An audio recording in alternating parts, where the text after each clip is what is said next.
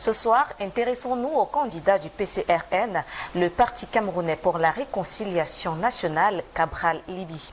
Il y a quelques jours, le candidat à la présidentielle d'octobre prochain a porté haut le flambeau du parti lors d'un congrès ordinaire de 2 jours qui s'est tenu du côté de Nkola Famba, dans une périphérie de la ville de Yaoundé.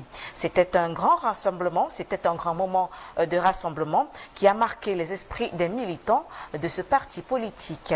Vous verrez dans le grand reportage le film de ce 2e congrès du PCRN. Et puis dans un vox pop, vous verrez les réactions des citoyens camerounais sur les chances que pourrait avoir Cabral Liby dans cette élection qui arrive. Et puis enfin, vous verrez le regard, ce que pensent les hommes politiques de ce 2e congrès qui vient de se tenir du côté de Nkola Famba. Et pour en parler ce soir, madame, monsieur, je vous invite à accueillir également, moi-même également, je l'accueille sur ce plateau, notre consultant permanent, Jordan Fomokon. Bonsoir et bienvenue. Merci. Bonsoir à vous, Fallon. Bonsoir. À tous nos téléspectateurs. C'est toujours un plaisir d'être sur votre plateau. J'espère que vous allez bien et que la semaine a été. Non, très bien, merci. J'espère que ça va également de votre côté. Ça va tout doucement. Alors, mesdames et messieurs, installez-vous confortablement. Mais avant de lancer le grand reportage, je vais poser la question de savoir à notre consultant permanent de nous présenter quel est le contexte dans lequel ce 2e congrès s'est déroulé du côté de Nkola Famba. Oui, il faut dire, ma chère Fallon Mefoué, que c'était un congrès attendu. Très attendu, je me permets d'utiliser ce qualificatif, au sein du Parti camerounais pour la réconciliation nationale pour plusieurs raisons. D'accord. La première raison, c'est que ce rassemblement aurait dû se tenir plusieurs mois avant, en décembre 2023 à Kribi, dans le département de l'Océan, dans la région du Sud. D'accord. Autorisé dans un premier temps, puis interdit ensuite par la sous-préfet du 2e arrondissement de Kribi, qui évoquait en ce temps-là des dissensions internes susceptibles de créer un trouble à l'ordre public. Elle parlait là de ce phénomène de cacophonie observé après les déclarations de Robert Kona, qui avait clairement dit ne plus être d'accord avec la manière avec laquelle le parti était dirigé par Cabral Liby, chose qui a conduit à un certain nombre de procédures judiciaires ayant débouché plus tard sur des décisions claires de la justice qui ont abouti au déboutement de Robert Kona dans le cadre de ces quelques actions-là. Mais à cette époque-là, la sous-préfet avait estimé que ce débat interne au sein du PCRN, si un congrès était organisé, cela devait déboucher sur des troubles à l'ordre public. C'est la raison pour laquelle l'événement avait été interdit. Cabral Liby, le président du PCRN, avait alors décidé de prendre acte de cette interdiction, même s'il y avait les inscriptions qui étaient en cours, les rassemblements qui avaient été organisés en prélude à ce rendez-vous politique. Et là, on est en 2025, 2 ans après. Il y a donc en perspective de la présidentielle 2025, il est de nature, tel que le prévoient les us et coutumes dans les formations politiques, que les partis désignent leurs candidats. Et il ne s'agit pas d'une désignation qui se fait de façon anodine, elle se fait d'après les lois et règlements qui sont les statuts qui régissent le fonctionnement des associations politiques, les partis politiques. Cette désignation se fait en pleine assemblée et au sein des formations politiques, on les appelle des congrès qui sont quasiment les plus grands moments de rassemblement. Et le PCRN a cru bon de faire ce choix au cours d'un congrès qui a été organisé la semaine dernière, les 23 et 24 mai dernier à Nkola Famba, où Cabral Liby a donc été officiellement désigné comme candidat de cette formation politique. Et Robert Kona, l'homme dont on parlait tout à l'heure, dans ce contexte que nous présentons, a été exclu de ce parti. Certainement, on aura l'occasion d'avoir les raisons claires pour lesquelles ces décisions ont été prises dans le reportage que nous avons réalisé, qui revient amplement sur les grands moments ayant marqué ce rendez-vous politique qui restera gravé dans les mémoires des militants du PCRN et de certains Camerounais. Tout à fait. Je vous invite à présent à regarder justement le film de ce 2e congrès ordinaire du PCRN qui s'est tenu à cela quelques jours du côté de Nkola Famba et on se retrouve juste derrière. Des militants euphoriques durant un événement historique. Le 2e congrès ordinaire du PCRN, le Parti camerounais pour la réconciliation nationale. C'est le sentiment d'avoir accompli un travail entrepris il y a de cela 7 ans. Aujourd'hui, qui vient d'aboutir à a consacré un candidat qui a toujours porté les aspirations pour un Cameroun grand. Hier, c'était les choses de vieux, la politique, la place publique. Mais sauf que M. Cabral Libby, l'honorable, le président légitime du PCRN, j'allais dire, qui est venu aujourd'hui nous inculquer cette chose-là en nous, qui a réveillé la politique camerounaise. Parce que nous voyons partout en Afrique, ces deux jeunes inspecteurs des impôts qui ont pris le pouvoir. Mais pourquoi ne pas au Cameroun? L'événement de 2 jours débouche sur plusieurs résolutions, parmi lesquelles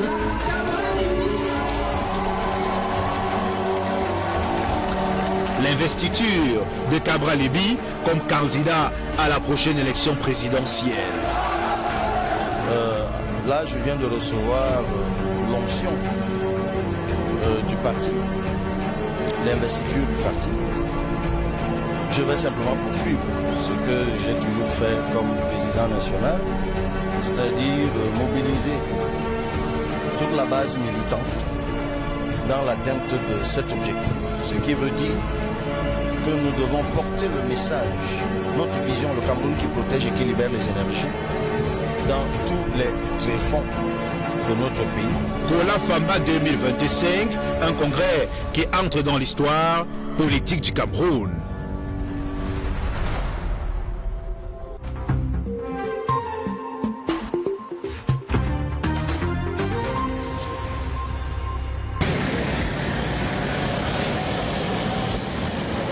Nous sommes le vendredi 23 mai 2025 au NKG Hotel situé à Kola Famba dans le département de la Meufoué à Famba en périphérie de la ville de Yaoundé sur la nationale numéro 10. Nous partons avec un avantage comparatif. C'est que le travail que nous avons abattu depuis que nous sommes dans l'espace public, le travail que nous abattons depuis que nous sommes à l'Assemblée nationale trouve un écho favorable dans les cœurs des Camerounais. Et beaucoup d'entre eux sont spontanément aujourd'hui, lorsque nous allons sur le terrain, en disposition de nous accompagner pour que triomphe l'offre politique que nous avons pour le Cameroun. Donc c'est autour de cette réalité-là que nous allons poursuivre la construction d'une stratégie gagnante. Ce qui compte, c'est que nous tombions d'accord sur un projet commun, d'abord, parce que si nous devons coaliser, c'est pour faire quelque chose. Une coalition juste pour coaliser n'a pas de sens. Et c'est d'ailleurs peut-être pour ça qu'elles ont souvent échoué. Je ne dis pas que ce n'est qu'à cause de ça. Il faut pouvoir construire un projet commun. Puis, objectivement, définir qui joue quel rôle. Déjà dans la conquête du pouvoir et puis dans l'exercice du pouvoir. Ce n'est pas si compliqué cela. Mais ce qui peut compliquer cela, c'est lorsque il n'y a pas d'objectivité, il n'y a pas d'humilité. Ceux qui n'ont pas de projet, mais qu'ils disent qu'ils n'ont pas de projet. Et qu'ils ne disent donc pas qu'ils se mettent au même niveau que ceux qui en ont. Parce que dans la confusion généralisée, on ne sait plus qui a un projet, qui n'en a pas. Pour nous, au PCRN, c'est fondamental. C'est pour ça que nous prenons la peine, sur 2-3 ans, de publier des ouvrages qui sont des offres politiques. Lorsque nous les publions, certains s'empressent de dire que ça ne sert à rien. Mais pour nous, c'est fondamental, madame. Parce que quand même, en tant qu'être humain, nous ne serions plus là demain. Ce que nous avons pensé pour l'avenir du Cameroun resterait.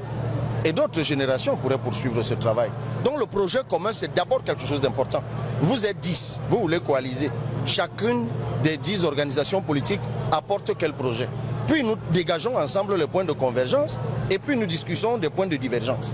Puis ensuite, qui peut jouer quel rôle ? Lequel d'entre nous a le plus de chances de nous amener à la victoire, fort de la sympathie populaire dont il peut jouir, fort de son travail qu'il abat sur le terrain, fort du maillage territorial dont son organisation peut se prévaloir. C'est autant de questions qu'il faut aborder, mais que les gens n'aiment pas aborder. Vous savez, moi je suis aussi un produit médiatique et je connais trop les limites de la popularité médiatique. Ici, le décor vert et blanc illustre bien la nature de l'événement qui se déroule, le 2e congrès ordinaire du PCRN. C'est lors du congrès de Ngaoundéré en décembre 2022 que nous avons résolu de manifester notre reconnaissance au père fondateur. Et malheureusement, le congrès de Kribi qui devait permettre d'évaluer l'état d'avancement du projet ne s'est pas tenu. est rendu à celui-ci, puisque c'est une articulation majeure. Il a été question de la ramener à l'ordre du jour. D'ailleurs, dans l'ordre du jour de nos travaux, c'est un point l'examen de l'ensemble des symboles que nous allons devoir mettre en place pour exprimer notre reconnaissance au père fondateur. Mais déjà, le discours du président du bureau politique ainsi que les diplômes qui leur ont été accordés marquent tout simplement notre reconnaissance.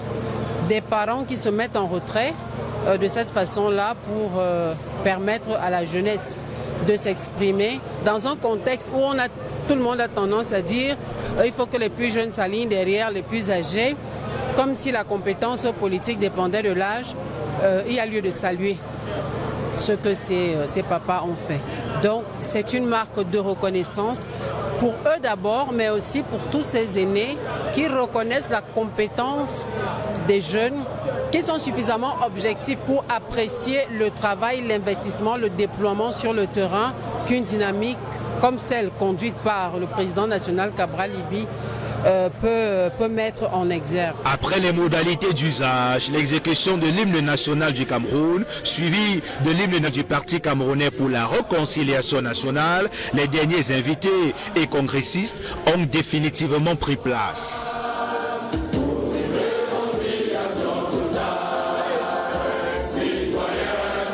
Dans la salle, des centaines de délégués venus des 10 régions du pays, alors qu'ils étaient exactement 779 congressistes à s'être inscrits sur la plateforme dédiée à l'événement. Ravi que le PCN montre sa grandeur, montre à quel point il est prêt à organiser les grands défis que le pays nous réserve. Je suis déjà très heureuse pour ce congrès qui est définitivement validé et approuvé par tous les militants du PCRN.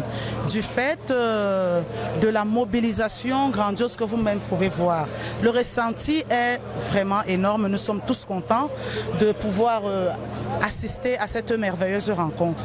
Nous espérons également que les résolutions qui viendront de là pourront faire grandir notre beau parti, le PCRN, grâce à son admirable et honorable Cabral Libye. À côté de l'estrade, des invités spéciaux à qui la parole a été donnée successivement. J'ai dû faire la médiation entre l'honorable Cabral Libye et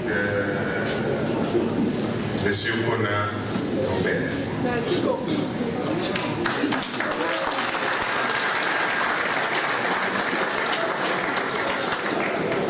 L'enjeu à ce moment-là, c'était de sauver le congrès de Kribi. Et j'étais à deux doigts. Ça s'appelle l'effet Larsen. Alors, j'étais à deux doigts, n'eût été l'enlèvement, parce que M. Kona avait été enlevé. Moi-même, je l'avais déposé au ministère. Et il n'est plus ressorti de là. Et quand on l'a revu, 2 jours après, il avait 2 voitures 4x4.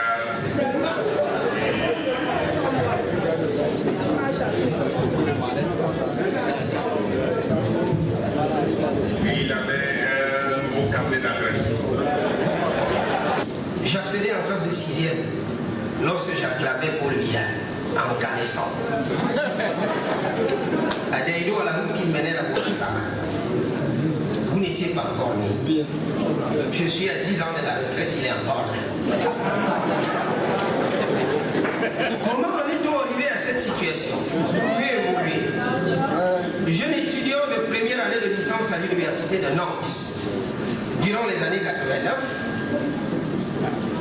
en Mali, Ceausescu Elena et son mari tombent sous la fureur populaire.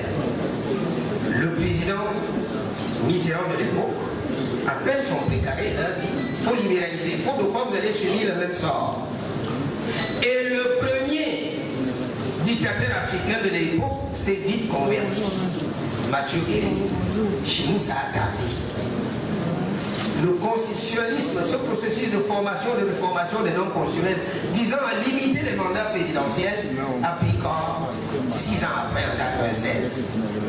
Et il a fallu un moment d'inattention des émeutes de la faim pour que le pouvoir en profite pour lever ce verrou, parce que la diaspora avait menacé de le poursuivre devant la Cour pénale internationale. La situation dans laquelle nous nous retrouvons aujourd'hui n'aurait pas existé si nous avions été vigilants. Il faut toujours regarder le rétroviseur pour ainsi dire que le Cameroun est à la croisée des chemins. Nous avons en face un pouvoir qui ne voudrait pas lâcher du lest.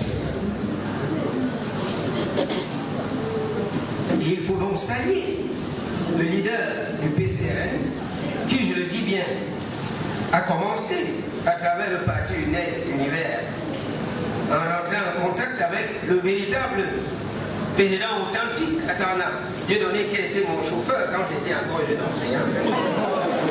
Et qui a fait de l'univers ce qu'il a été un moment. Les pères fondateurs du PCRN lui ont tendu la main et vous voyez à quelle échelle, par son action et celle de ses collaborateurs, le PCRN se retrouve. Des acteurs de la société civile aux hommes politiques, le PCRN a tenu à inviter le gratin politique à ces rendez-vous. Donner une voix à des milliers de jeunes et rappeler à chacun de nous qu'on ne construit pas la démocratie uniquement dans l'arène parlementaire, mais aussi dans les quartiers, les villages et dans les rues. Mais surtout, ce que le PCRN a démontré aux Camerounais, c'est qu'on construit aussi la démocratie dans les cœurs.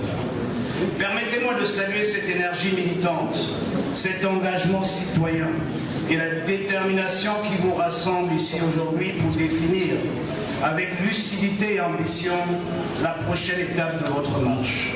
Je sais que bientôt tout va changer. Je vois les jeunes, je vois les plus vieux, comme nous qui sommes entrés en politique en 1974, nous sommes ensemble, nous allons gagner.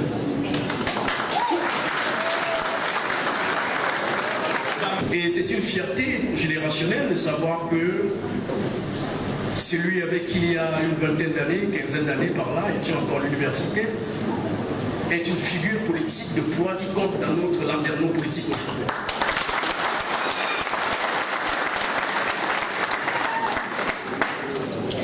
C'est un honneur d'être son frère et son ami. Quand je l'ai dit, je voudrais également revenir brièvement sur quelques points qui peuvent nous amener à être très attentifs à sa trajectoire idéologique et politique. Je suis bien au cœur de ceux qui ont pensé du fédéralisme communautaire. Et pour nous, les panafricanistes, nous nous intéressons davantage à tous les discours qui mettent en avant la notion de fédéralisme. Parce que comme disait Cheikh Anta Diop, le véritable enjeu, c'est que l'Afrique bascule vers son destin fédéral. Et le père du panafricanisme politique en Afrique, Kwame Nkrumah, rappelait que pour être un véritable panafricaniste, ou alors, je réactualise sa pensée, le panafricanisme aujourd'hui s'oppose essentiellement au néocolonialisme. L'actuel contexte préélectoral a beaucoup marqué les différentes allocutions et chacun y allait en fonction de sa sensibilité. Chacun a compris que les élections d'octobre pourraient faire basculer les rapports de force, à condition que les partis d'opposition taisent leurs querelles fratricides et stériles, à condition que les leaders de l'opposition laissent dans les vestiaires les égos et les ergots, qu'ils cessent de se neutraliser. Ce principe de réalité doit infuser dans les états-majors et se diffuser irrémédiablement. C'est l'occasion d'un congrès. Je suis sûr que celui que j'appelle depuis longtemps mon fils, j'ai même peur de l'appeler mon fils.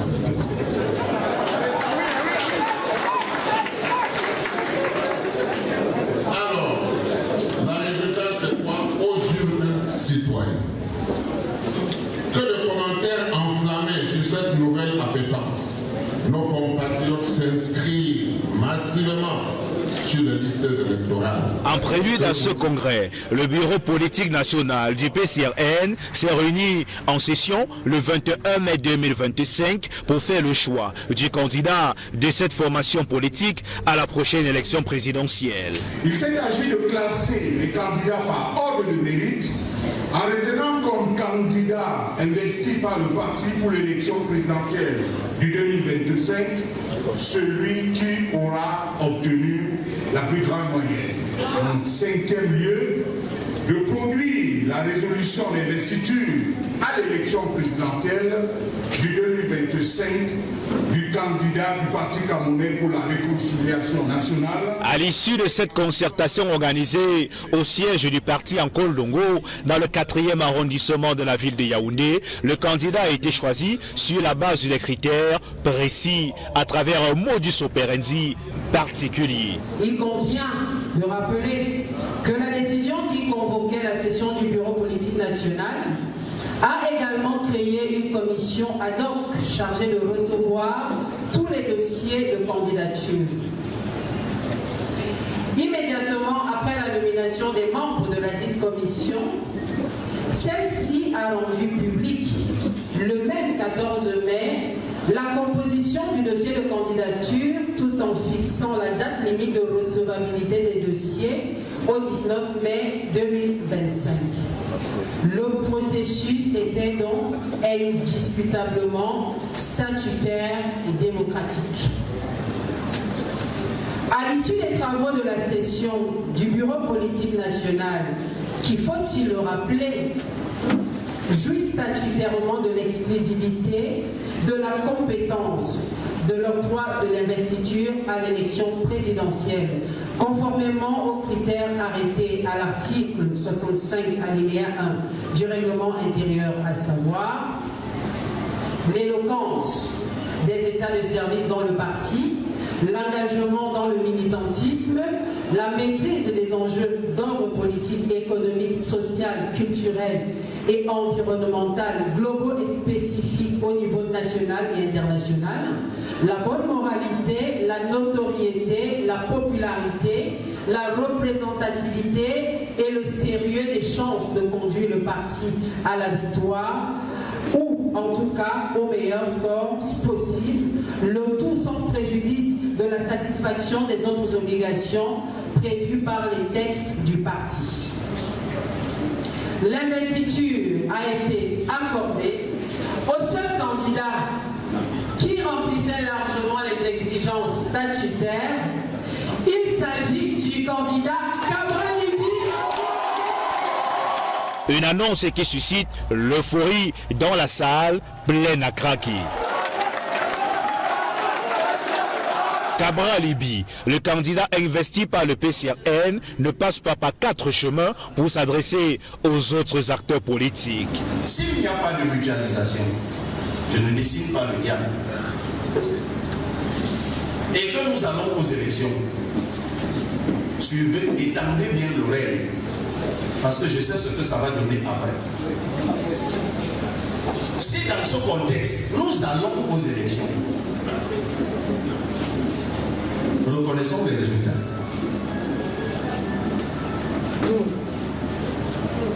Parce que si vous n'êtes pas d'accord avec un processus, n'y participez pas. Vous allez dire que mon discours est extrême. Entendons-nous très bien. L'opposition ne peut pas gagner. C'est pas vrai. Ce n'est absolument pas vrai. Parce que l'opposition a gagné en 1992. Et d'ailleurs, on parle beaucoup de coalitions. Oui, il y en avait une en 1992 autour du candidat, le chairman Lee John Fournier. Mais je rappelle quand même qu'en 1992, il y avait, je crois, une dizaine de candidatures à l'élection présidentielle. 14 candidatures en 1992. Merci, Georges. Peut-être je vais vous rappeler les scores du deuxième et du troisième. Le deuxième avait, je crois, 30, 36%. Le troisième, c'est-à-dire la position que j'ai occupée avec 6% en 2018, avec 15% d'ailleurs. Hein? 19%, c'est-à-dire Bello Boubamaïdari, qui était troisième en 1992, avec 19%.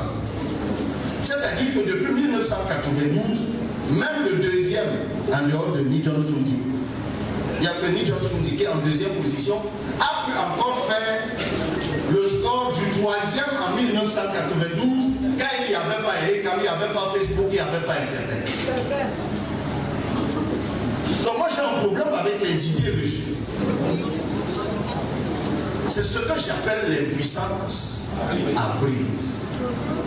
Il faut parfois qu'on arrête de dire, de prophétiser qu'une chose est impossible alors qu'elle a déjà existé. La même année 1992, l'ensemble des partis politiques d'opposition avaient obtenu la majorité des sièges à l'Assemblée nationale, vrai ou faux? Est-ce qu'il y avait même Elecam? Parce qu'avant Elecam, il y avait Onel 1, Onel 2, Onel 3, là, je crois. Onel 2, puis Elecam 1, Elecam 2. Avant, c'était exclusivement le député qui se voit déjà président de la République au soir de la prochaine élection présidentielle veut gagner par les urnes. Au PCRN, nous pensons que pour gagner une élection, il faut travailler d'abord et laisser le peuple décider dans les urnes de la victoire. C'est pourquoi naturellement le PCRN s'inscrit en faux contre tous les Cassandres qui prophétisent l'échec électoral avant les élections, qui contestent les résultats avant leur proclamation. Nous n'examinons pas le pessimisme, nous inculquons le travail et l'abnégation. Le débat actuel, visible au sein de l'opinion publique, relatif à une probable coalition au sein de l'opposition, ne manque pas de susciter son intérêt. Parce qu'on a de cesse de dire coalisons, coalisons, coalisons, mettons-nous ensemble. Ça, je l'entends depuis que je suis tout jeune. Souvent, il y a même eu des coalitions. Mais je dis, mes camarades comprennent pourquoi je suis en train de le dire. Parce qu'en 2018, je me suis retrouvé avec certains leaders en train de travailler à mutualiser.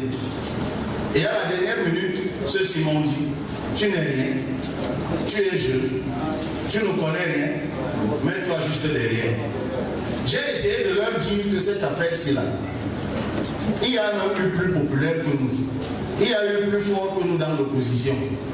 Ils sont allés dans ces conditions, la suite, on la connaît. Quand les résultats sont sortis, ils m'ont dit, allons les contester. Je leur ai dit non.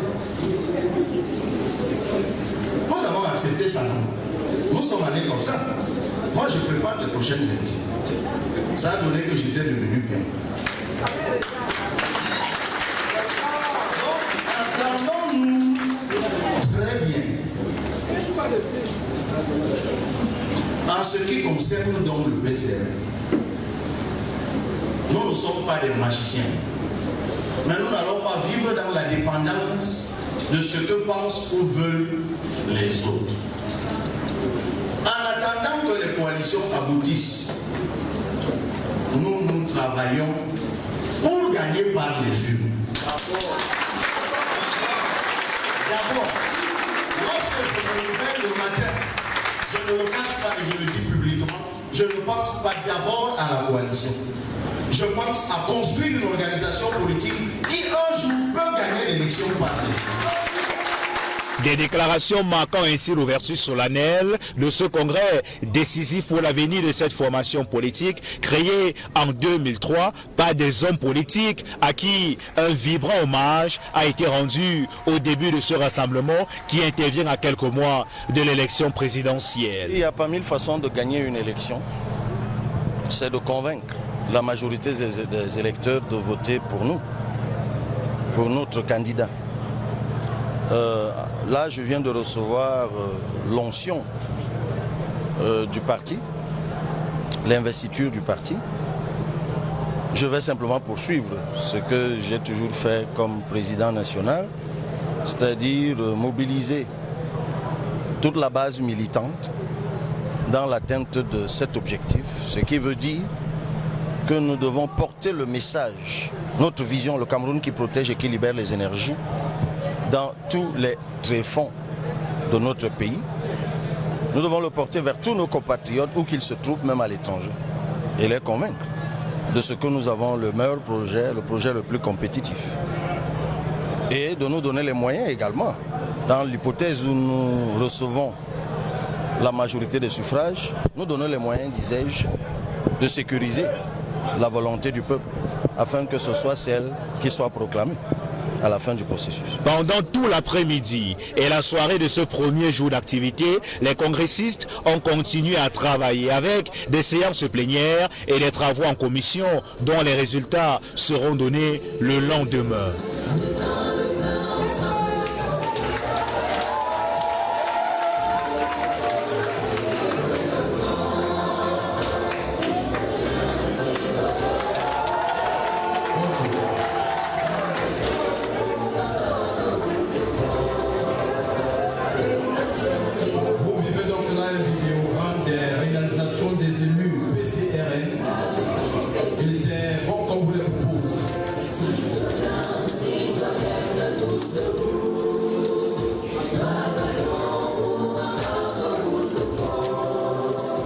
Samedi 24 mai 2025, les congressistes toujours en pleine séance de travail.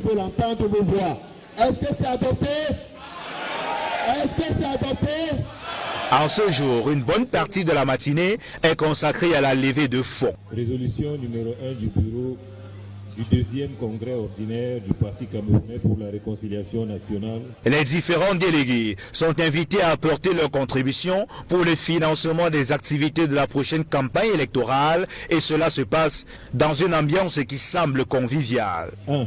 Le congrès adopte la résolution numéro... Une action qui s'inscrit dans la dynamique de la campagne de collecte des fonds lancée il y a plus de mois. C'était le 11 avril dernier au siège de cette formation politique. Région pour assister à ce rendez-vous qui entre désormais dans les annales de l'histoire et qui se fait appeler Kola Famba 2025. Par la suite, le PCRN parle de ses différentes ambitions sur le plan foncier dans un pays où l'acquisition du titre foncier relève parfois du chemin de croix. Chapitre 11 intitulé « Libération de la richesse et des emplois ».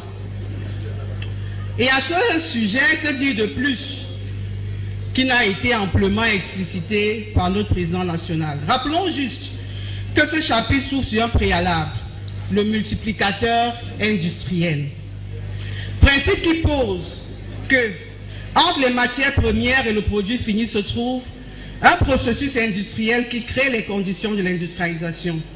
Le fédéralisme communautaire, dans sa déclinaison en matière foncière, en appelle donc à une sorte de multiplicateur coutumier. C'est ce qui ressort de la page 299, qui démarre par la partie intitulée « Instaurer la gratuité du titre foncier et faciliter l'accès à l'exploitation des terres ». Cette facilitation a déjà été menée dans certains pays comme le Bénin ou la Côte d'Ivoire, où des alternatives crédibles au titre foncier avec les certificats fonciers sont déjà trouvées. Une présentation faite après les travaux de la veille qui précède celle relative à la politique fiscale de cette formation politique. La politique fiscale conduit également à une réappropriation de la politique monétaire. Si nous nous sommes bien compris, nous constatons qu'en fin de compte, la politique fiscale de Cabral Libye est une politique qui permet de partir, de développer l'investissement et de partir d'un système de captation à un système de redistribution. C'est-à-dire que la fiscalité ne sera plus simplement une simple pompe attirante, mais une pompe refoulante. C'est-à-dire que là où, puisque le projet de société de Cabral Libye, c'est un Cameroun qui protège et libère les énergies, là où nous n'avons pas, nous avons besoin de ressources, l'impôt se chargera d'amener les ressources à cet endroit-là. C'est-à-dire qu'il y a des ménages pauvres qui vivent au Cameroun actuellement. Près de 40% des ménages pauvres au Cameroun dont 20% vivent avec moins de $1 par jour. Alors, je vais revenir là-dessus, je vous en prie. Donc, les 20% des ménages qui vivent avec moins d'$1 par jour, sous Cabral Libye, ces ménages ne vont pas vivre seuls. C'est-à-dire, ne seront pas abandonnés, ne seront pas délaissés pour compte. C'est-à-dire, l'État va faire en sorte que ceux qui prélèvent, ceux qui ont des ressources pour payer les impôts, payent ces impôts, et ceux qui n'ont pas d'argent pour vivre, et vivent avec moins de $1 par jour, on leur apporte un revenu supplémentaire. Donc c'est dans le sens de la croissance, l'augmentation des revenus, pour faire du Cameroun un revenu au-dessus du revenu à payer intermédiaire, des pays à revenu intermédiaire. La politique minière du PCRN a également été évoquée dans un contexte où le potentiel minier de notre pays, assez important, a été rappelé. Pour les investissements, tout en garantissant des retombées positives, voilà d'où vient l'intention, c'est-à-dire les idées de l'honorable Cabral Libye. Lui, il s'attend ce que le Cameroun doit gagner. Et lui dit, quand il sera président de la République, ce que le Cameroun peut gagner en faisant tout cela, en donnant tous ses permis d'exploitation, qu'est-ce que le Cameroun pourra avoir comme bénéfice?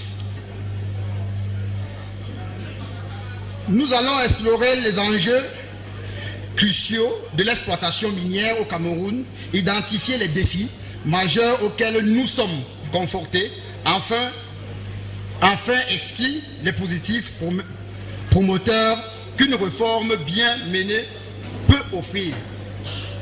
Première partie des enjeux d'exploitation minière au Cameroun. Enjeux économiques, ressources minières permettant la délivrance de notre économie tout en réduisant notre indépendance aux hydrocarbures. La création des emplois directs lors de l'exploitation. Voilà le premier objectif de l'honorable Cabral Libye.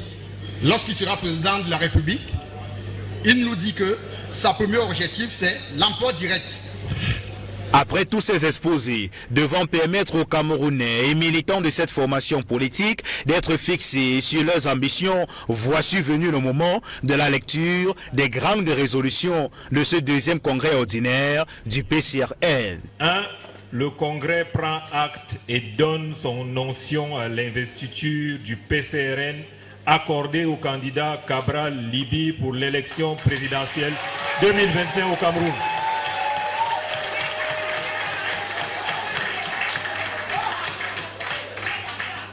Deux, le Congrès proroge le mandat du président national Cabral Libye Linguégué à la tête du parti jusqu'à la tenue du prochain congrès électif.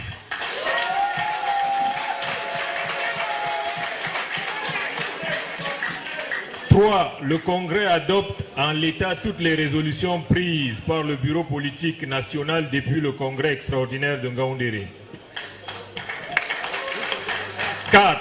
Le Congrès adopte le maintien provisoire du nombre des membres du comité directeur national à 771 existants au moment du deuxième congrès ordinaire, ce jusqu'au prochain congrès électif. Toutefois, ce maintien dérogatoire au statut et règlement intérieur est assorti de l'obligation stricte de souscription annuelle des cotisations sous peine de la perte de sa qualité. 5.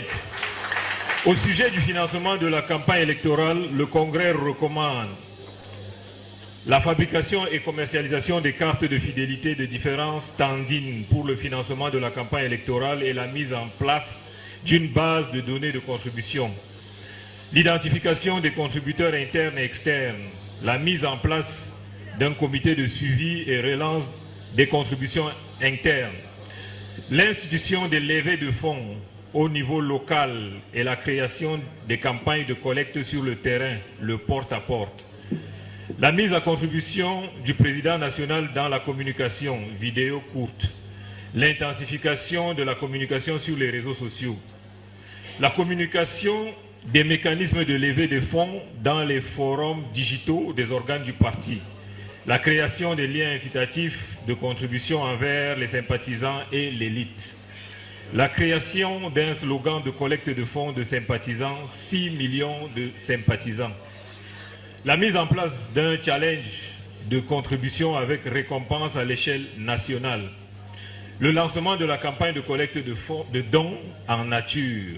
La circulation de messages push Orange et MTN d'incitation à la collecte de fonds, l'officialisation des comités locaux pour la campagne, la monétisation des pages digitales, le développement des mécanismes de traçabilité des fonds.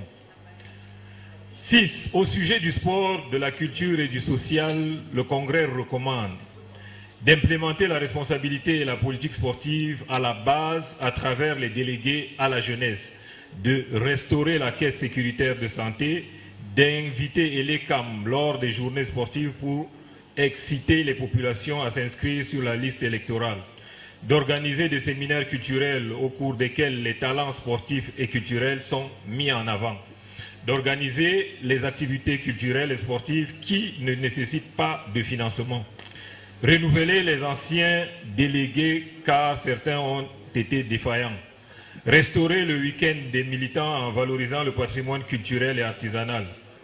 7.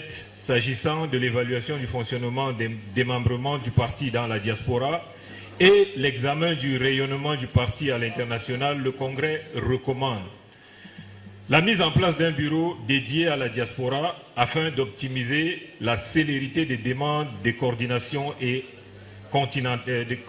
pays et continentale.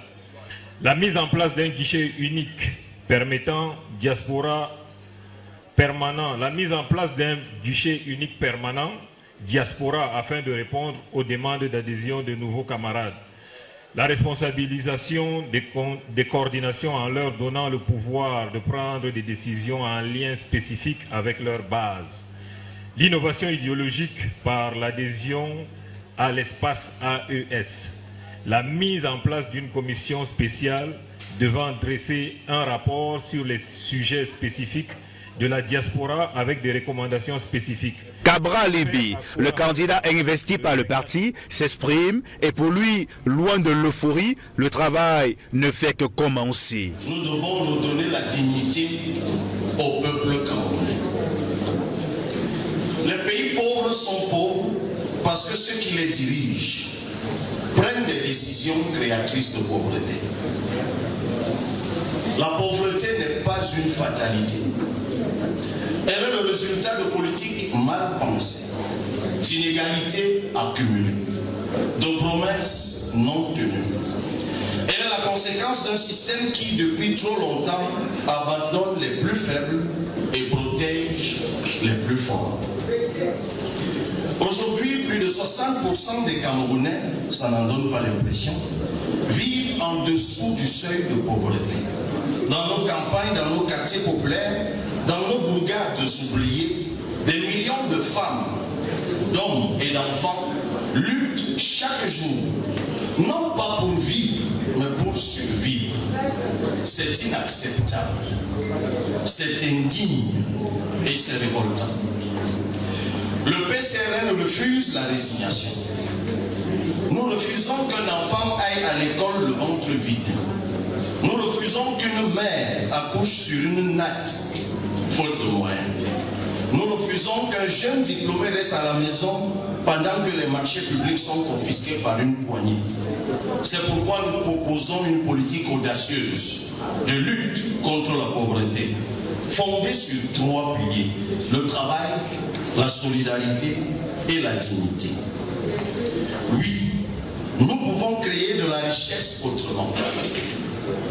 La pauvreté ne se combat pas seulement par des discours, elle se combat par une économie inclusive, où chaque Camerounais a une place, une chance, une opportunité. Nous le démontrons par des initiatives entrepreneuriales de nos élus qui ont été diffusées ici pendant le congrès et pour lesquelles je vous prie une fois de plus d'applaudir. Et il faut conquérir le territoire national, aller partout et le message est adressé aux militants. Dans les rues de Douala, dans les collines de l'Ouest, dans les plaines de la Damawa, dans les quartiers populaires de Yaoundé, une question revient sans cesse, lancinante, douloureuse, criante. Où sont les emplois? Des centaines de milliers de jeunes sortent chaque année de nos écoles, de nos centres de formation, de nos universités. Et que trouvent-ils? Le chômage, le sous-emploi, l'attente, la frustration, le silence. Aujourd'hui, plus de 70% des jeunes Camerounais sont sans emploi stable. Et parmi eux, Combien vivent avec moins de 1000 francs CFA par jour? Combien survivent de petits boulots, d'expédients, de débrouillardises? Et que leur dit-on? Attendez, soyez patients. Mais la jeunesse ne peut pas attendre, parce qu'elle est le cœur battant de ce pays, parce qu'elle est notre énergie, notre force, notre avenir. C'est pourquoi le PCRN fait de l'emploi des jeunes une priorité nationale. Non pas à travers des discours vagues, mais à travers un plan concret, structuré et ambitieux. Nous avons une vision, le Cameroun qui protège et qui libère les énergies. Nous l'avons décliné dans un manifeste de la rupture et du progrès. Nous savons ce que nous voulons faire du Cameroun. Ma prière est que l'Éternel, notre Dieu, notre Seigneur, nous donne la force, nous donne la santé, nous donne l'intelligence, nous donne le courage, nous donne les moyens, qu'il ouvre les écluses des cieux, touche les cœurs de ceux qui en ont, pour qu'ils nous aident, parce qu'il faut des moyens aussi. Si cet objectif est atteint, le président national du PCRN va transformer le Cameroun et cela commence à la base avec l'école. Our education system is sick. It is tired. It is outdated. The text governing the 6th grade entrance exam dates back to the 70s. C'est bien de le rappeler en français. Le texte qui régit encore le concours d'entrée en 6e aujourd'hui au Cameroun date des années 1970. Avec 2 épreuves qui n'ont rien à voir avec ce que les enfants ont appris tout au long de l'année. C'est à se demander ce qu'on évalue. C'est pour cela que nous disons qu'il faut décoloniser notre système éducatif. Parce que l'un des traits de perpétuation de la colonisation, c'est ce concours d'entrée en 6e. Étude de texte. En français. In our villages, children still walk miles to reach a school with no benches, no roof, and sometimes no teachers.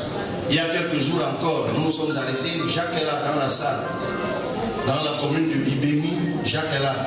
Lorsque nous sommes allés faire un don pour reconstruire le bâtiment dans le village Mafale, c'était bien cela. Et nous nous sommes assis dans un semblant de sable de glace avec comme les bancs, c'était des racines d'arbres. Nous voulons une école qui prépare à la vie, pas seulement aux examens. Le système éducatif camerounais est encore trop tourné vers la théorie, la récitation, les diplômes. Mais ce dont notre jeunesse a besoin, c'est de compétences pratiques, de créativité, d'esprit d'entreprise.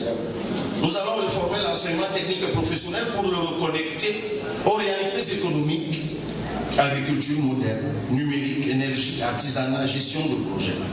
Nous créerons des centres de formation pour apprentissage dans toutes les régions, en partenariat avec le secteur privé. Parce que former un jeune à un métier, c'est lui donner une arme contre la pauvreté. Parce que donner une compétence, c'est créer une autonomie. Un discours aux allures de campagne électorale qui retentit dans la salle avec beaucoup d'écho. Le sentiment d'avoir accompli un travail entrepris il y a de cela 7 ans, aujourd'hui qui vient aboutir à consacrer un candidat qui a toujours porté les aspirations pour un Cameroun grand à travers sa diversité, et pour un Cameroun qui peut rayonner avec sa jeunesse, ses potentiels. Je crois que ce qui est fait aujourd'hui devait être fait depuis, mais ça a été étouffé, retardé. Mais quand on est du côté de la vérité, on est avec Dieu, ça finit toujours par apparaître. Non, mais nous sommes tous contents. Vous voyez la détermination pour cette jeunesse qui a vraiment une volonté à faire la politique autrement au Cameroun. Donc hier, c'était les choses de vieux, la politique, la place publique. Mais sauf que M. Cabral Libi, l'honorable, le président légitime du PCRM, j'allais dire, qui est venu aujourd'hui nous inculquer cette chose-là en nous, qui a réveillé la politique camerounaise. Parce que nous voyons partout en Afrique, ces deux jeunes inspecteurs des impôts qui ont le pouvoir. Mais pourquoi ne pas au Cameroun? Et en passant, Cabral Libi était à cette investiture-là. Il a dit le même vent qui a soufflé sur Dakar ce jour va aussi souffler au Cameroun en 2025. Et il parlait avec conviction. Et moi aussi j'ai la ferme conviction que ça va se passer au Cameroun. Donc nous sommes objectifs et nous restons optimistes. Nous allons prendre le pouvoir en 2025. Je crois que tout a été dit dans le discours du candidat du PCRN. Dans le cadre de ce que nous avons dit, dialogue à bâton rompu, sans démagogie, il a exploré les pistes de la coalition. Il a décrit ce qui a longtemps meublé les pensées défaitistes. Et aujourd'hui, il invite les Camerounais à conjuguer l'effort pour prendre leur destin en main, comme ceux qui nous ont précédés. Ils se sont levés, ils ont déblayé. Maintenant, c'est à nous aujourd'hui de bitumer et de parcourir les meilleures routes possibles de la démocratie. Donc, c'est une question d'ordre citoyen. Aller au vote, surveiller son vote, ne relève pas seulement des partis politiques, ça relève de tous les citoyens. Et de tous les citoyens dans leur foi. Ils peuvent aller puiser l'effort dans leur foi intérieure, que ce soit des religions traditionnelles ou monothéistes, pour promouvoir une vérité qui va nous protéger tous, afin que le Cameroun meilleur soit vraiment produit à partir de octobre 2025. Cabral Libi tient également à exhorter les Camerounais, potentiels électeurs, à ne pas se laisser influencer en opérant le bon choix le moment venu. Nous avons publié en 2021 un ouvrage, en 2024 un autre. Nous avons un projet de société bien élaboré. Nous croyons que notre projet de société est suffisamment compétitif. Nous osons même penser qu'il est le meilleur. Mais il appartiendra évidemment au peuple camerounais d'en juger. Mais nous essayons de nous donner les moyens de convaincre les Camerounais de ce que nous avons la meilleure offre politique pour eux. Comment nous allons mettre fin au chômage, comment nous allons créer de l'emploi. Nous démontrons dans notre ouvrage comment nous créons 3 millions d'emplois en seulement 3 ans. Nous le disons dans l'ouvrage, nous en sommes capables. Ce que nous entendons par multiplicateur industriel. Bref, nous avons un projet, nous sommes confiants en notre projet parce que nous avons pris la peine de consulter, de demander, de croiser et nous croyons que nous avons ce qu'il faut. Nous sommes parés pour la compétition électorale. De ne pas seulement regarder ce qu'ils gagnent à l'instant en acceptant d'être corrompus, mais de regarder ce qu'ils gagneront si le changement arrive. Dans les deux cas, c'est une histoire de gain. Mais il faut choisir entre un gain infiniment insignifiant et un gain structurant pour vous, pour les vôtres et pour tout le monde. C'est un choix individuel entre deux types de gains. C'est tout. Et nous leur proposons un gain structurant. Un message qui mérite d'être entendu par les Camerounais, notamment les jeunes qui détiennent leur destin en main, qui sera déterminant au soir de l'élection prévue en octobre prochain dans le pays.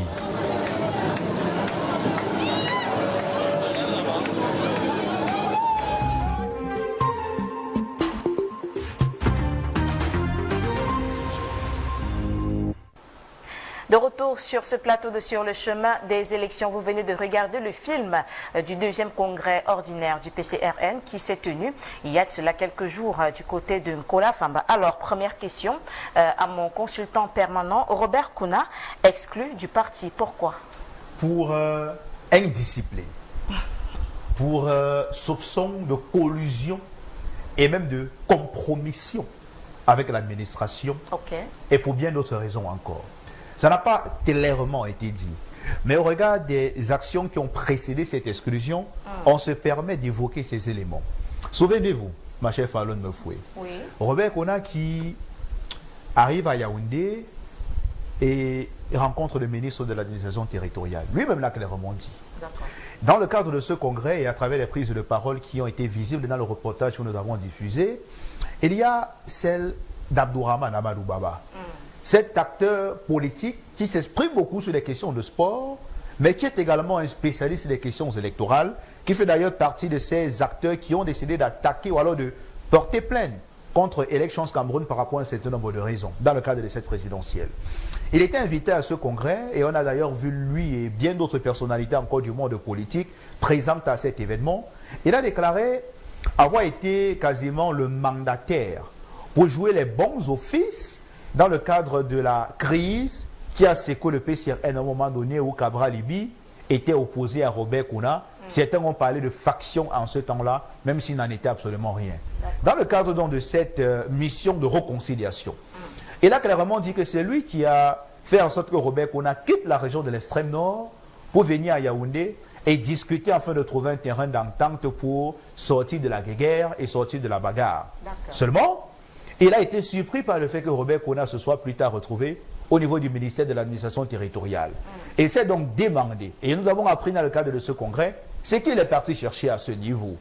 Avait-il besoin d'un accord ou d'un rendez-vous dans un bureau administratif pour savoir ce qu'il était question de faire à l'intérieur d'un parti politique? Et Robert Kouna lui-même l'a avoué à travers un audio qui a été diffusé dans un média à Yaoundé où il disait clairement qu'il va aller rencontrer Paul Atangandji. C'est donc face à cette situation parce qu'on sait tous les positions de l'administration territoriale par rapport à ce parti politique au moment où les batailles, je le qualifie ainsi, étaient visibles. C'est donc pour cette raison qu'il a été débouté. De l'autre côté, il a été exclu de ce parti politique parce que les décisions de justice ont été rendues en faveur de Cabral Libi à travers les différentes actions intentées au niveau de Kaélé, au niveau de Guidigis et de bien d'autres juridictions encore. Et je le rappelais déjà sur ce plateau, le Cameroun est un État unitaire décentralisé, ce qui confère un caractère national aux décisions de justice qui sont prises, peu importe la juridiction dans laquelle elles ont été décidées. Dans un État fédéral, on peut prendre une décision à Washington, elle n'est pas appliquée à New York. On va prendre une décision dans un pays comme les États-Unis, je disais tout à l'heure, au New Jersey, elle n'est pas appliquée en Californie, parce que chacun a sa juridiction, mais au Cameroun, ce n'est pas le cas. Et donc, de l'autre côté, Robert Kouna aussi, malgré ses décisions de justice, n'a pas décidé de rester tranquille. Il a, l'année dernière, décidé d'organiser une conférence de presse, au cours de laquelle, pour une première fois dans l'histoire, on a vu des policiers présents au sein d'une conférence de presse dans un hôtel à Yaoundé, au cours de laquelle, lui, il annonçait également la tenue d'un congrès. Bon, jusqu'à présent, on ne sait pas si ce congrès annoncé à cette époque avait été organisé. Et c'est donc sur la base de tout ça. Au moment où, au sein du PCRN, on appelle au rassemblement, on appelle à l'unité, on appelle au resserrement des liens pour conquérir le pouvoir tel que le précisent les objectifs d'un parti politique, on était donc étonné par le fait que Robert Kouna était de son côté. Il n'était pas du tout en phase avec ce qui était fait au sein du parti politique. Et à l'unanimité, la décision a d'ailleurs été beaucoup applaudie dans la salle lorsque la lecture des résolutions a été faite, l'exclusion de Robert Kouna de ce parti politique. Et lui qui fait partie des pères fondateurs, on a même appris après, dans les coulisses, qu'il a tenté de se présenter à l'hôtel dans lequel l'événement s'est déroulé à Kola Famba, mais il n'a pas pu entrer parce qu'une sécurité de fer avait été démise ce jour-là, chose qui n'a pas perturbé le déroulement de ce rassemblement qui a débouché sur les résolutions telles que vous l'avez évoqué tout à l'heure. Voilà, maintenant, Jordan Fomokon, que dire à présent du mandat du bureau politique qui a été prorogé? Oui, le bureau politique est l'une des instances les plus importantes.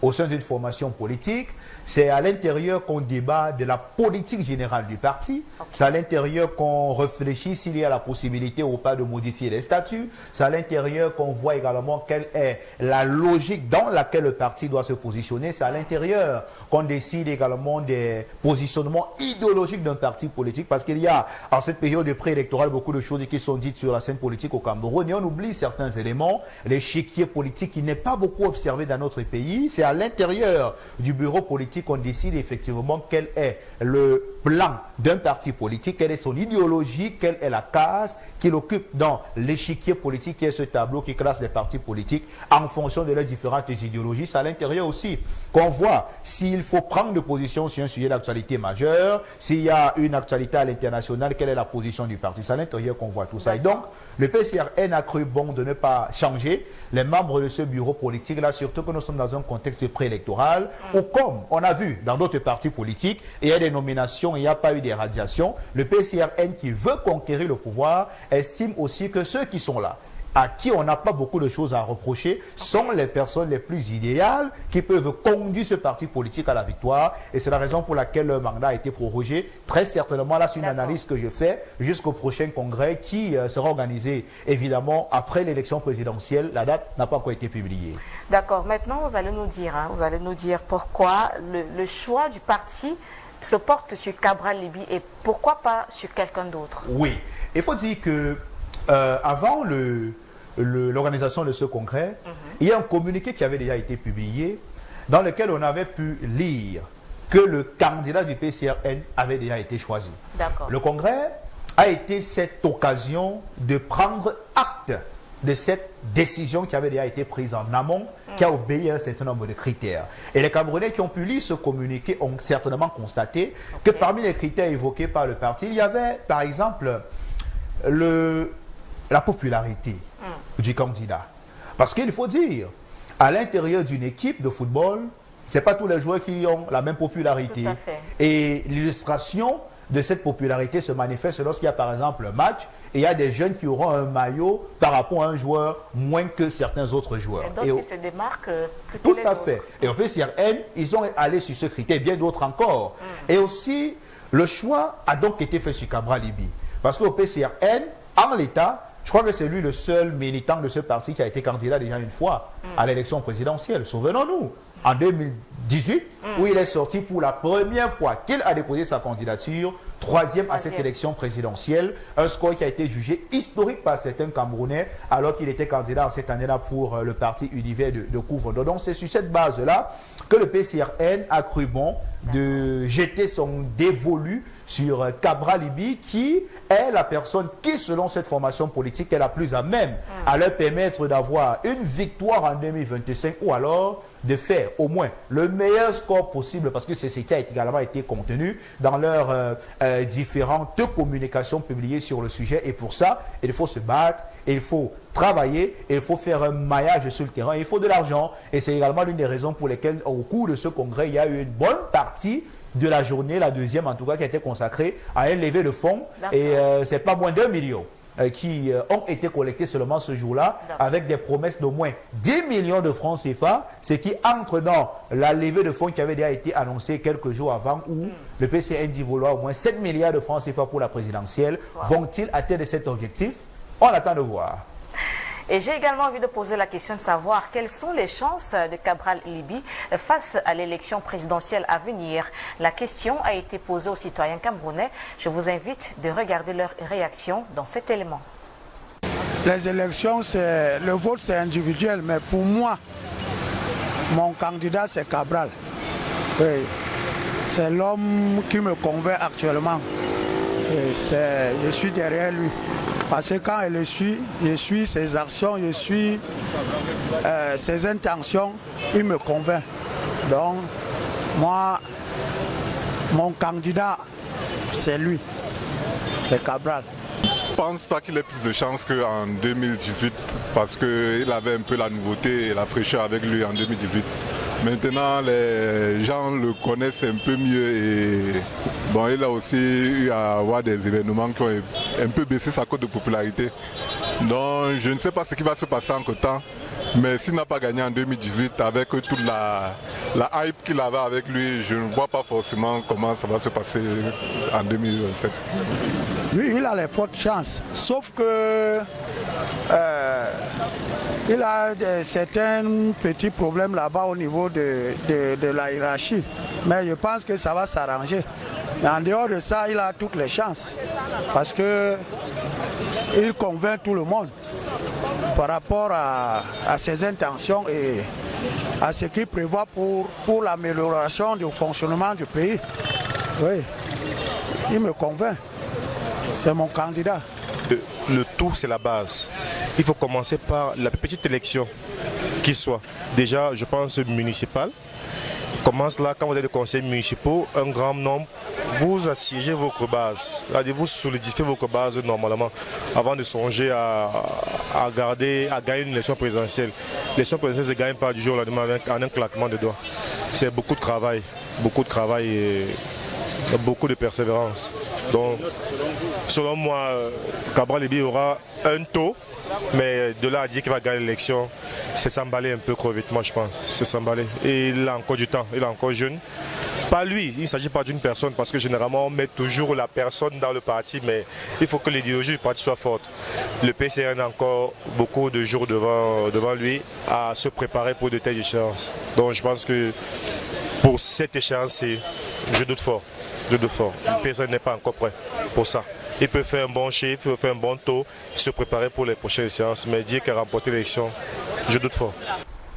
Vous regardez l'émission sur le chemin des élections sur Horizon 3 Télévision. Retour sur notre plateau. Vous avez regardé les avis des citoyens camerounais, des avis qui sont partagés. Jordan Fomokon, que pensez-vous de ce que disent les Camerounais face aux chances du président, enfin du futur président peut-être, Cabral Liby du PCRN? Oui, vous avez constaté avec nous, Fallon, que les avis des Camerounais sont mitigés. Comme d'habitude, sur ces différentes questions politiques.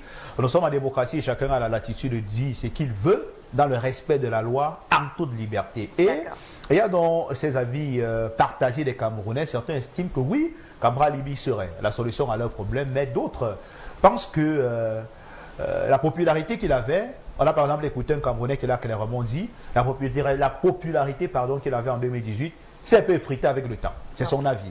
Et aujourd'hui, au-delà de ces réactions, il y a également un point important à relever. Celui de la nécessité pour les Camerounais d'aller chercher les différents programmes politiques de ces acteurs et de faire le choix le moment venu sur la base des éléments concrets. Dans le cadre de ce congrès du PCRN, il y a eu toute une partie qui a été consacrée à la lecture ou alors l'explication des différents éléments qu'ils comptent appliquer dans certains domaines au cas où ils arrivent au pouvoir.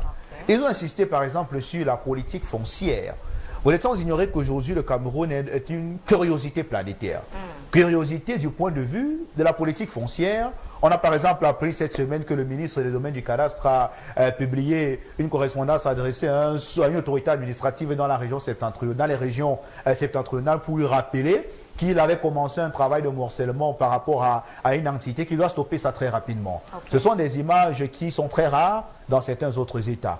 Aujourd'hui, dans les tribunaux, les principales audiences, 3/4 des audiences dans les tribunaux sont liées au litige foncier. Il n'y a pas des Camerounais qui n'ont pas dans leur famille des personnes qui ne se plaignent pas d'avoir été abusées lors de l'achat d'un terrain. On a acheté un terrain, le même terrain avait été vendu à 40 personnes et celui qui a même décidé de vendre le terrain est déjà mort et n'a plus rien à faire. Ce sont les bagarres tout le temps. Sur la base de tous ces problèmes, le PCRN lui dit qu'il faut la gratuité du titre foncier au Cameroun. Parce que c'est un chemin de croix pour l'acquérir et ça a suffisamment été expliqué. J'évoque cet élément avec d'autres, la politique fiscale, la politique minière. Rappelez dans le cadre de ce congrès pour dire que les Camerounais doivent faire des choix basés sur la réalité, basés sur des propositions concrètes. Et pour qu'ils fassent ces différents choix, il faudrait qu'ils sachent ce qui est proposé par ces acteurs politiques. Beaucoup ont publié des ouvrages. Cabral Liby qui a publié un livre, Seyeswa Matomba qui a publié un ouvrage, Maurice Kamto qui a un livre, Paul Biya lui-même qui a un ouvrage, et ils sont nombreux. Donc il ne s'agit pas, et c'est l'élément sur lequel j'insiste dans cette deuxième partie, ma chère Fallon, que le choix des uns et des autres soit basé sur des a priori, sur des choses qu'ils ont écoutées sans forcément aller se confronter à la réalité. Et tenez-vous bien, je crois qu'on fera toute une émission dessus. L'intelligence artificielle qui a pignon sur rue désormais, les différents deepfakes qui sont susceptibles d'être utilisés seront beaucoup mis en avant à cette période sensible électorale. Et il y a parfois des vidéos que les Camerounais verront qui n'ont rien à voir avec la réalité parce que certaines officines ont décidé de manipuler certaines informations. Et donc, ils doivent aller à la bonne source, savoir qu'en mettant le bulletin dans l'urne, cela s'est fait de façon professionnelle, sur la base des arguments clairs. Et pour avoir ces arguments, il faut aller chercher, maîtriser les programmes de ces acteurs. Et puis, pour terminer aussi, ces acteurs doivent être faits pour disséminer, partager leur programme au niveau de la population. Ils doivent également simplifier le langage, ne pas seulement laisser la possibilité aux Camerounais d'aller chercher, mais eux aussi travailler à ce que leur programme soit accessible pour que chacun, l'étudiant, sache effectivement que si je vote tel candidat, il fera ça pour que je trouve un emploi après les études. Si un médecin vote un candidat, il sait exactement qu'une fois arrivé au pouvoir, j'aurai droit à tel avantage, j'aurai la possibilité de faire ça ou ça. Mais il ne faut pas que les hommes politiques restent dans leur tour d'ivoire en espérant que les Camerounais feront le choix sur la base des choses qui ne sont pas vraies, alors qu'ils peuvent, en fonction de leurs moyens, partager les différents éléments contenus dans leur programme politique. Tout à fait. Nous allons écouter à présent ce que pensent les hommes politiques des chances que pourrait avoir le président du PCRN à l'élection d'octobre prochain. Mon regard se focalise au niveau de la coalition. Je propose que chacun de nous vienne avec son projet de société et que les projets de société passent par voie de vote démocratiquement. Sur celui qui aura gagné cette élection, nous autres candidats, nous allons l'accompagner. Si c'est moi, les autres vont m'accompagner. Si c'est Cabral, nous tous nous allons l'accompagner. Celui qui va gagner par rapport au projet de société, nous tous, nous nous réunissons et nous allons l'accompagner. Ça, c'est ma proposition. Oui. Bon, aller à l'élection individuellement, nous ne pouvons pas déraciner cette machine qui, plus de 70 ans, est installée dans tout le Cameroun. Tout le monde qui était là, ça a été magnifique. Je profite de cette occasion pour féliciter déjà le président Cabral et tout son comité d'organisation d'avoir réussi cette belle fête. Et également, par ailleurs, je voudrais profiter de cette occasion que vous me donnez pour passer un message très important, pour dire à ceux qui pensent que le Cameroun leur appartient, que rien ne sera plus comme avant. Au regard de tout ce qui est en train de se dessiner, je pense qu'en 2025, beaucoup de choses vont se passer. Les hommes politiques se sont exprimés. Alors, Jordan, que pouvez-vous dire face à ce qu'ils disent? Oui, nous avons, Fallon Mefoué, vous avez vu avec évidemment la collaboration d'un certain nombre de personnes qui ont travaillé sur le sujet, interroger ces acteurs politiques, invités à ce rendez-vous. Vous savez, l'usage démocratique veut que lorsque vous êtes un parti politique, vous n'évoluez pas seul dans un univers où il y a les autres acteurs. Et pour une cohésion et une très belle image démocratique, c'est important d'inviter ceux qui, eux aussi, veulent conquérir le pouvoir. Et c'est ce que nous avons pu voir dans le cadre de ce congrès. Et certains ont félicité l'initiative, salué l'organisation qui s'est déroulée sans grande difficulté et sans incident majeur. Une sécurité, je le rappelais, encore assez intéressante, visible, des personnes qui ne sont pas plaintes dans le cadre de cette organisation. Mais il y a aussi un autre aspect, celui de la déclaration, d'une partie de la déclaration de Cabral Libi, qu'on a écouté tout à l'heure. Il a par exemple dit, la force de ceux qui sont en face, parlant du pouvoir, est due à la faiblesse qui est la conséquence du manque d'unicité au niveau des forces de l'opposition. Ça veut dire que les fritements, les divisions, les guerres, les bagarres qui ne sont pas très utiles en cette période-ci, ça donne la force au pouvoir. Il a donc lancé un appel à la solidarité. Pas un appel à une candidature consensuelle, mais à la solidarité. Solidarité, c'est écouter ce que l'autre fait, regarder ce que l'autre fait, sans critiquer. Il est quand même un peu étonnant. Là, je prends une position personnelle, que nous soyons dans un contexte où vous êtes tous des partis politiques qui voulaient acquérir le pouvoir. Arriver au pouvoir, mais vous vous critiquez entre vous. Vous ne parlez pas beaucoup de celui qui est en face, de celui qui est au pouvoir depuis 4 décennies déjà, et qui n'est pas prêt à lâcher, au contraire, qui estime qu'il doit encore rester à ce niveau. Vous ne parlez pas de lui. Ou alors vous parlez très peu de lui, mais vous parlez plus des acteurs qui sont, comme vous, des personnes qui veulent conquérir le pouvoir. Et c'est la raison pour laquelle il y a donc cet aspect de manque d'unicité qui contribue à la perpétuation de ceux qui sont en place à Yaoundé et qui ne veulent pas lâcher grand-chose, etc. Donc, les acteurs politiques venus à ce rendez-vous ont salué l'initiative et estiment qu'il faudrait justement que cela se perpétue, une organisation réussie. Maintenant, à côté d'eux, il faudrait effectivement que les autres acteurs suivent le pas, soit dans le consensus et non dans des divisions qui visiblement ne favorisent pas ces acteurs politiques et ne servent à rien les intérêts des Camerounais qui, pour beaucoup, aspirent au changement et veulent saisir l'opportunité de 2025 pour s'en sortir, même si le chemin, hélas, semble malheureusement encore long, mais il y a de l'espoir qui se profile à l'horizon. Il y a de l'espoir qui se profile à l'horizon. Nous invitons d'ailleurs tous les citoyens camerounais à voter massivement, à choisir eux-mêmes le candidat qu'ils aimeraient voir à la tête du pays d'ici octobre prochain. Madame, Monsieur, c'est donc sur ces termes que nous allons mettre un terme à cette émission sur le chemin des élections. Merci de l'avoir regardé. Merci à toute l'équipe de production. Je vous souhaite de passer une excellente soirée, une excellente suite de programmes sur Horizon 3 Télévision et un excellent week-end. Bonsoir.